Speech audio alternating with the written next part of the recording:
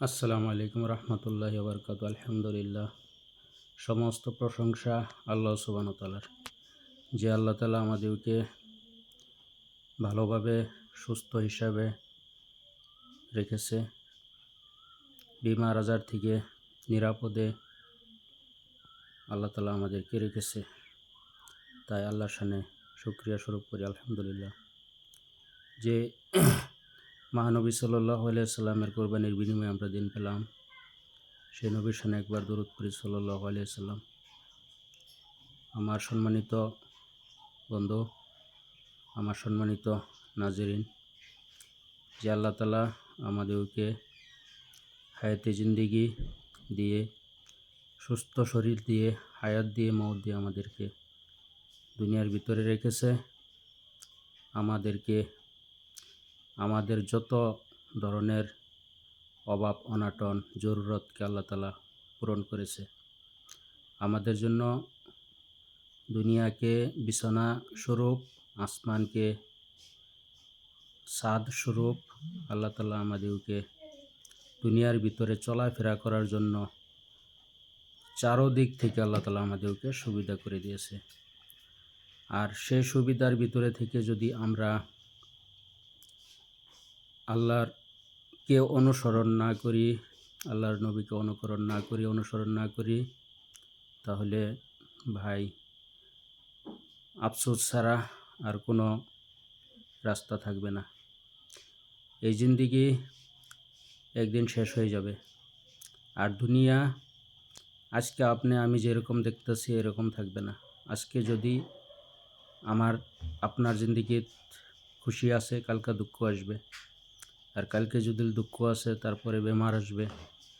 একটার পরে একটা এভাবে জিন্দেগি সময়গুলো কাটতে থাকবে।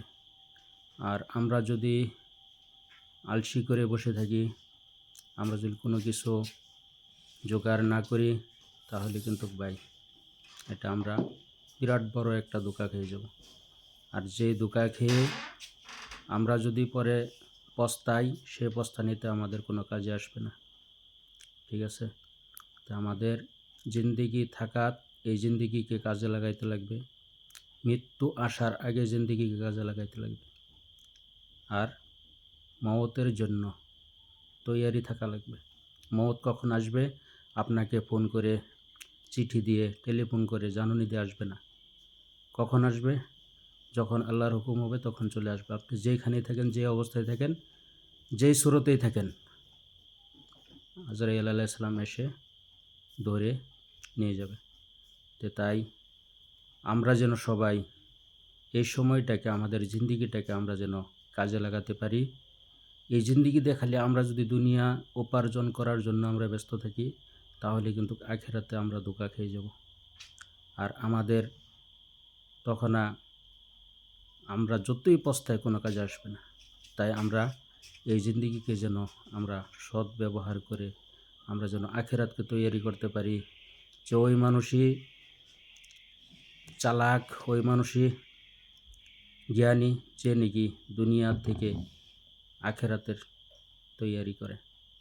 আর যে নাকি দুনিয়ার থেকে খালি দুনিয়ারই তৈয়ারি করতেছে, সে যতই চালাক হোক, সে যতই নিজেকে বড় জ্ঞানী ভাবুক, কিন্তু তার চেয়ে একদম নাদান, অবুঝ আর কেউ না।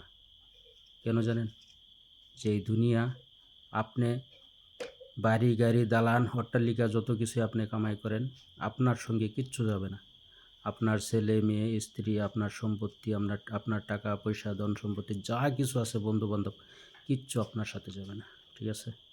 আপনি যত কিছুই করে থাকেন দুনিয়ার, অট্টালিকা, বিল্ডিং, তাজমহল, যত কিছুই করে থাকেন, আপনার সঙ্গে কিচ্ছু যাবে না। আপনাকে একদম খালি হাতে পাঠিয়ে দেওয়া হবে।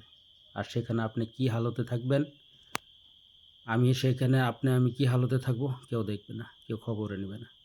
তাহলে ভাই, যেখানে আমাদের যাওয়াটা কনফার্ম, আর যেখানে আমাদের যাওয়াই লাগবে, যেখানে আমাদেরকে একা থাকতে হবে, আর যেখান থেকে কেউ তার মানে বাঁচতে পারে না, যেখানে যাওয়াই লাগে, আপনার ইচ্ছাকৃত হোক অনিচ্ছাকৃত হোক, সেখানে যেতেই হবে। আর সেই জায়গার জন্য আমরা কতটুকু তৈয়ারি করলাম।